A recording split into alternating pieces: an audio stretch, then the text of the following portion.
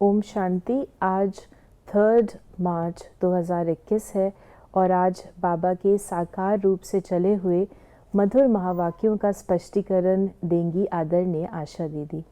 ओम शांति दीदी। बाबा ने कहा, मीठे बच्चे, तुम सच्चे सच्चे सत्य बाप से सत्य कथा सुनकर नर से नारायण बनते हो। तुम्हें 21 जन्म के लिए बेहद के बाप से वर्षा मिल जाता है। बाबा कहते हैं सत्यनारायण की कथा। अब जो अवेलेबल कथा है उसमें कथा तो कोई है ही, उसमें प्रसाद का महत्व है। लेकिन बाबा हमको सच्ची सच्ची सत्यनारायण की कथा सुनाते हैं। जब आप सत्यनारायण हो अर्थात सतयुग में हो तो आप कैसे हो। फिर जब आप आगे बढ़ते हो और आगे बढ़ते हो और आगे बढ़ते हो तो कैसे होते हो। नर से नारायण पुनः और नारायण से पुनः नर, ये जो कहानी है वो बाबा कहते हैं मैं आकर के तुम बच्चों को सुनाता हूँ। और अब वो समय है जब तुमको पुनः नर से नारायण बनना है। प्रश्न है, बाप की किस आज्ञा को पालन करने वाले बच्चे ही पारस बुद्धि बनते हैं। बाप की आज्ञा है, देह के सब संबंधों को भूलकर बाप को और राजाई को याद करो। यही सद्गति के लिए सद्गुरु की श्रीमत है। जो इस श्रीमत को पालन करते अर्थात देही अभिमानी बनते हैं वही पारस बुद्धि बनते हैं। जब बाबा कहते हैं पारस बुद्धि तो एक होता है पत्थर से पारस बनना। पारस भी एक टच स्टोन,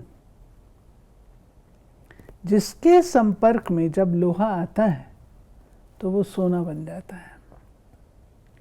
तो जब बाबा हमको पारस बुद्धि कहते हैं तो वो सिर्फ ये नहीं कि आप ये बन गए। No, you are a touchstone. आपने औरों को भी ऐसा बनाना है। आपकी बुद्धि इतनी अच्छी सुंदर बन जाती है जो आपके संबंध संपर्क में कोई आएगा तो वो भी बदल जाए। अगर नहीं बदलता है तो माना पूरी पारस बुद्धि अभी नहीं है। पारस बुद्धि यानी टोटल परिवर्तन हो जाए। बाबा वो परिवर्तन हमारा कराते हैं ज्ञान के आधार से, देही अभिमानी अवस्था के आधार। तो बाबा ने कहा कि जब ये भारत स्वर्ग था, यही भारतवासी जो अब अपने को हिंदू कहलाते हैं, ये असल देवी देवताएं थे। बाप कहते हैं कि मनुष्य मनुष्य के गुरु बन नहीं सकते, गुरु कोई सद्गति दे नहीं सकते। वो गुरु कहेंगे भक्ति करो, दान पुण्य करो।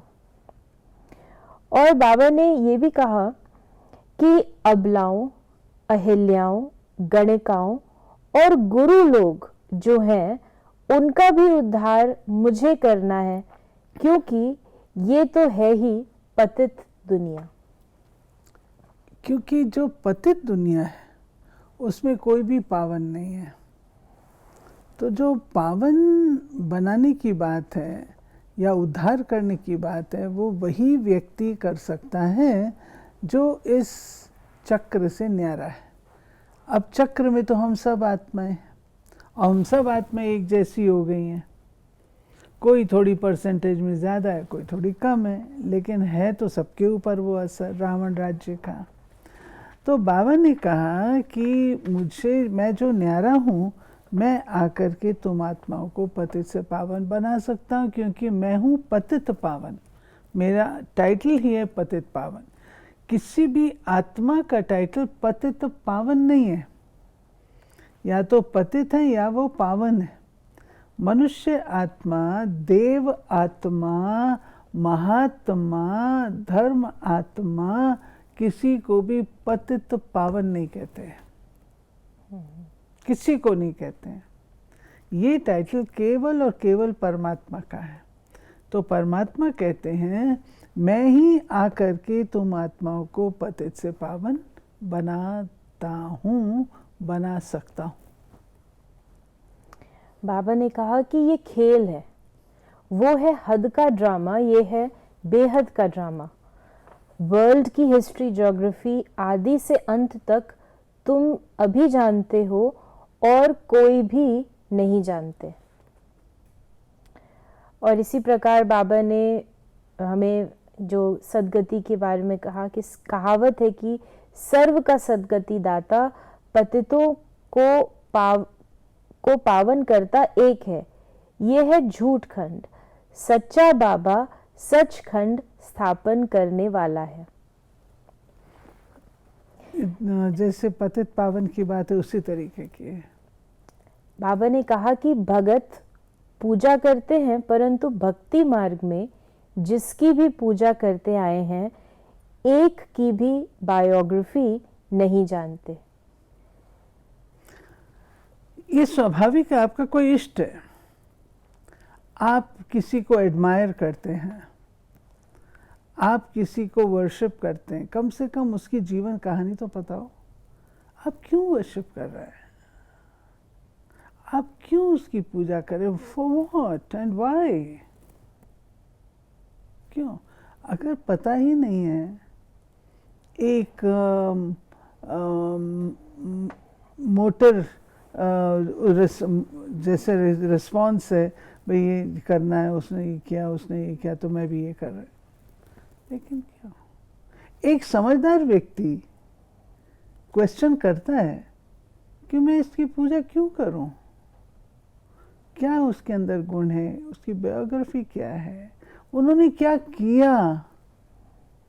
बस मिसाल के तौर पर सरस्वती जी विद्या की देवी हैं, लक्ष्मी जी धन देती हैं।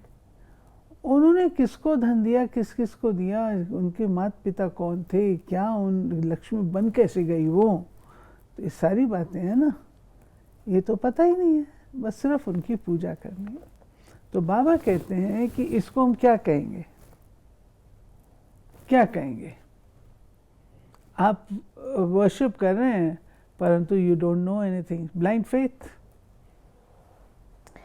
तो बाबा ने कहा कि ये है ज्ञान, वो है भक्ति, ये स्पिरिचुअल नॉलेज सुप्रीम रूह आकर देते हैं। बच्चों को देही अभिमानी बनना पड़े, अपने को आत्मा निश्चय कर मामेकम याद करो। शिव बाबा तो सभी आत्माओं का बाप है। इसमें मुख्य बात है स्पिरिचुअल नॉलेज, ज्ञान। ज्ञान है समझ, आध्यात्मिक ज्ञान। शीशा कैसे बना ये है ज्ञान, लेकिन आत्मा क्या है, आत्मा के गुण क्या हैं, आत्मा पावन कैसे बनती, ये है स्पिरिचुअल ज्ञान। तो स्पिरिचुअल ज्ञान देने वाला बाबा है। और वो तीन बातें उन्होंने कही, एक तो देही अभिमानी बनो, दूसरा मुझे याद करो, और तीसरा अपने लक्ष्य को बुद्धि में रखो। बाबा ने कहा कि आत्मा में बुरे व अच्छे संस्कार रहते हैं, जिस अनुसार ही मनुष्य को जन्म मिलता है, अच्छा व बुरा।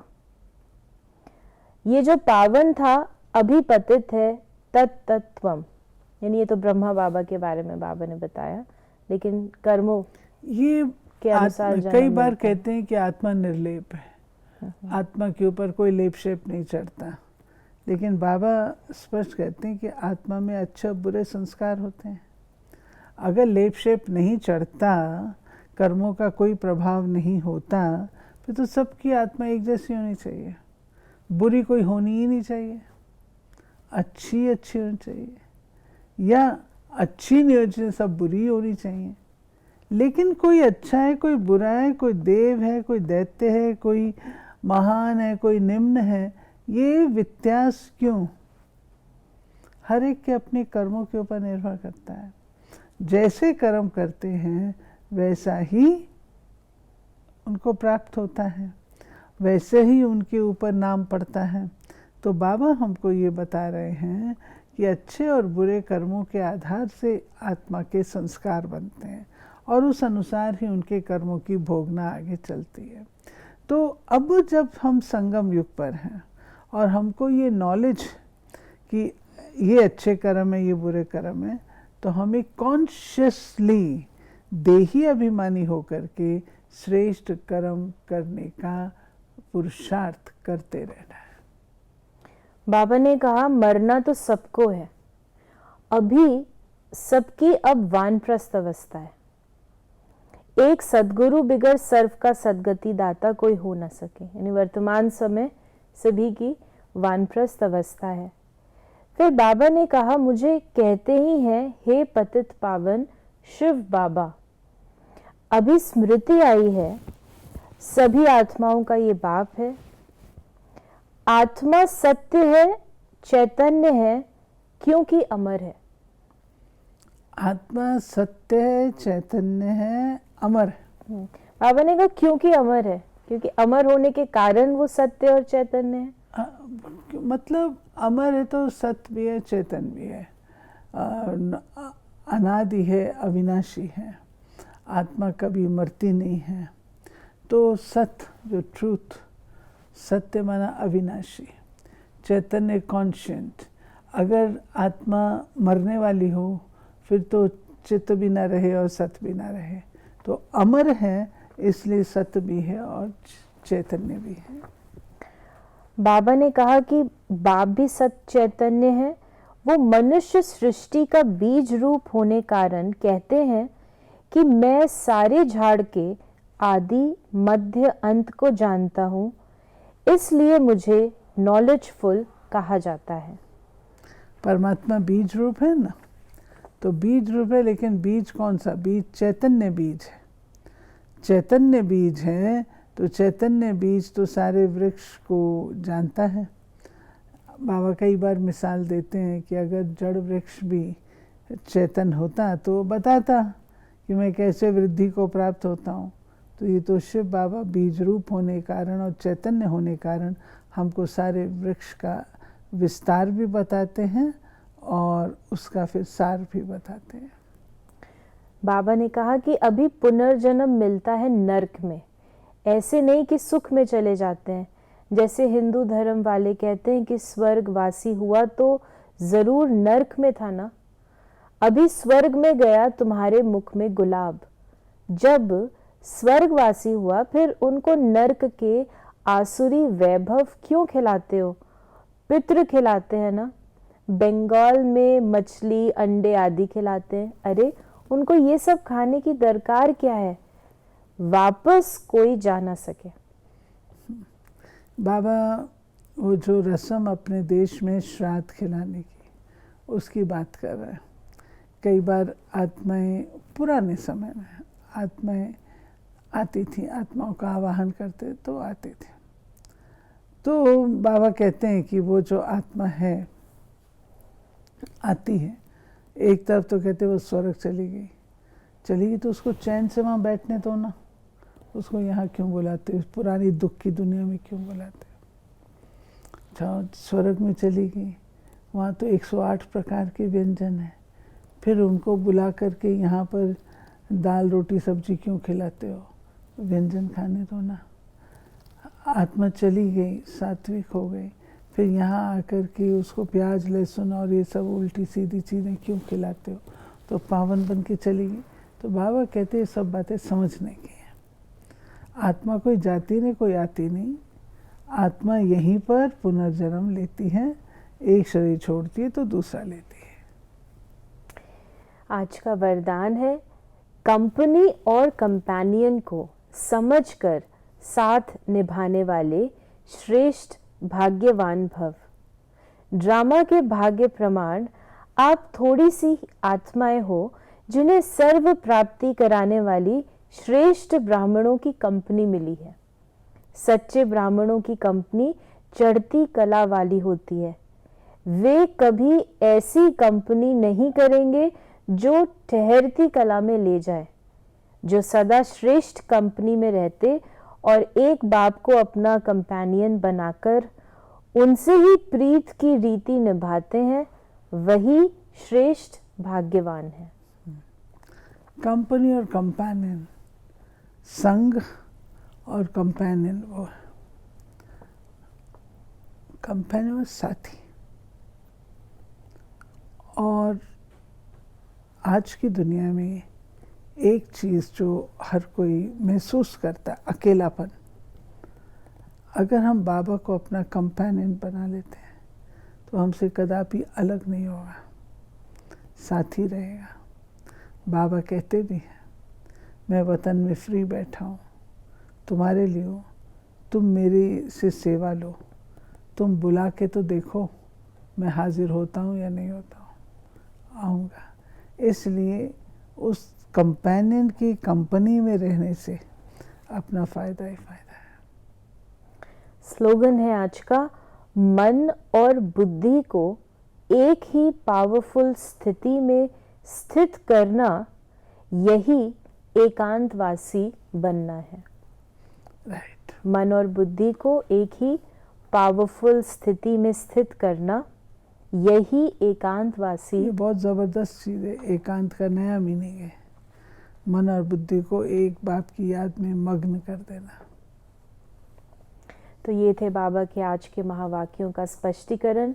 यदि आपके मन में कोई सवाल है मुरली से संबंधित, योग या धारणा से संबंधित, तो आप उसे हमें व्हाट्सएप कर सकते हैं 8826599309 पर, और हम आपके प्रश्नों का उत्तर प्रश्नोत्तरी कार्यक्रम में देने का प्रयास अवश्य करेंगे।